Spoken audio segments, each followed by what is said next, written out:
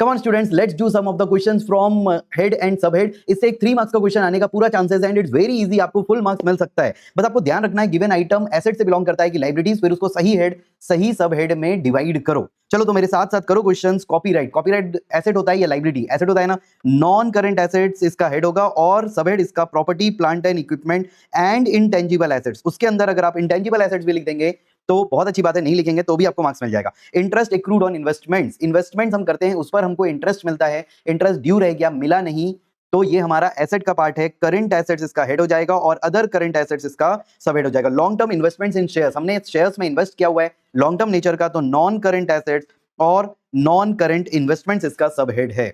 Long term loan from bank, bank से हमने loan लिया हुआ है लॉन्ग टर्म नेचर का, तो ये नॉन करंट लाइबिलिटीज उसके अंदर लॉन्ग टर्म बोरोइंग्स में आ जाएगा। Loose tools, loose tools inventories का पार्ट होता है, तो ये करंट एसेट और सब हेड इसका इन्वेंट्रीज होगा।